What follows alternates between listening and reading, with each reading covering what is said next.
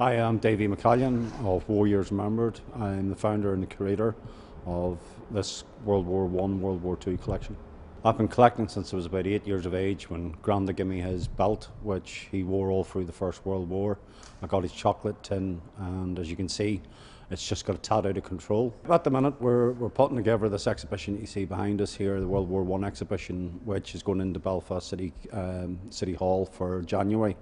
It'll be open from the 19th to the 25th of January, telling the story of the First World War.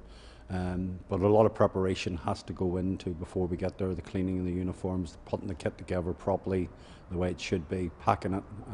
So as you can see, it's all go. We'll be taking along 2 World War horses, the officer's horse, which is done up to the 4th Royal Irish Dragoon Guards, who were the first in the battle during the Great War, and the one to the other ranks, showing the class difference during the war, to the 5th Irish Lancers, who was the last soldier reportedly killed. It's a Lewis gun crew. Just basically, Lewis gun was a new invention from a guy called Lewis from America. First portable machine gun of the Great War, and it was a very, very important piece of the Great War. It can fire up to 600 rounds per minute, 500 to 600 rounds per minute with a good marksman. Downside of it is, and it's only when you're researching all this stuff that you find out that the gunner himself would have carried the gun, his Webley revolver, with 47 rounds in the mag, I may add. But the number 2 guy, unarmed, no personal equipment, and he's carrying 24 rounds, 8 rounds on his body in the webbing, and 8 rounds, or 8 magazines in each box, so that's 24 boxes. That's 1,172 rounds of ammunition. I wouldn't have been that poor guy in the First World War. Well, during the Great War, we as an Irish nation should be leading the commemorations on the Great War, because a lot of facts that people don't understand and don't realise is that we were the first to fight on the 22nd of August 1914. 4th Royal Irish Dragoon Guards went into battle in a place called the Cateau. Seen off the German Uhlans, 3 Germans killed. The only casualty we suffered on the day was a horse, which was later put down and sold to a French butcher.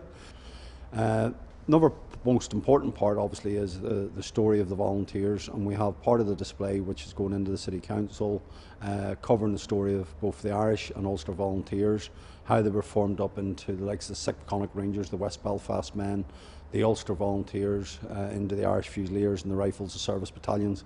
So we're going to tell the story on how they came into the being with the British Army under Kitchener's New Model Army. And obviously the important part of the story, obviously the 1st July 1916, the Battle of the Somme. These 2 mannequins here are completely kitted out as the soldiers would have went off to the front. The guy on the far side there, Royal Irish Fusilier Sergeant, he's in what you call battle order. That's the way they would have went when they went over the top when the whistle was blown. And you can see where all the kit and equipment's arranged on his body, to 150 rounds in the webbing, 50 rounds around the bandolier, small pack on the back, which is basically their necessities for the first 24 hours of battle. And this guy here, the 6th Connacht Rangers, you can see he's slightly different. He's got the side pack on the side here, his large pack with a tin helmet. This is around the 1915 period because of the gas hood come into operation then, obviously to protect against the first gas attacks. Yeah, well, Warriors Remembered was set up basically to fill a gap. There was a massive gap in our military history being covered in museums here. And we're not in any competition with any of the museums in the country. We're providing a service that needs to be covered. The problem was it was always seen as a single identity because it was Davy McCallion's collection. Since then, the company has been formed and there's directors now in place. We've applied for charitable status, etc., etc. Because the collection, I want it to be kept together for eternity, and people. The only way I want people to profit from it is through education. Over the years, we've done cross-community work, we've done education at all levels, from primary school right up to secondary school and even with university.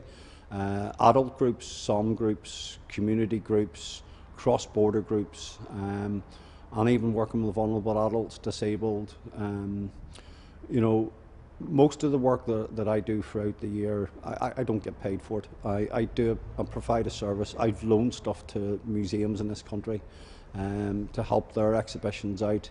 I've loaned stuff to community groups because they can't get the funding. It's not all about money. It's about, but the problem is everything is now a cost. There's a cost. Everyone can't go out the door now unless you've got public liability insurance, employers liability, volunteers liability. There's transport, haulage costs. Everything it now costs money to actually physically do anything. We started a petition last year here at the shed, and basically the petition has grown. We're in the thousands of signatures now. Lord Lieutenant for County Antrim has signed it. Peter Robinson has signed it. As well as other ministers and councillors. But the only way this collection can be preserved is through direct funding, and we need help to do that. And it's survived up to now through the generosity of public donations. One guy actually passed away, had left £500 in his will. You know, I mean, there's a lot of goodwill out there, and there's a lot of genuine people out there who see the importance of this collection and preserving it. And we've now got over 7,000 followers and likes on Facebook, so it shows you that we must be doing something right. Anybody wants to get in touch with us, they can get in touch with us through the website at warriorsremembered.co.uk or on the Save Warriors Remembered Facebook page.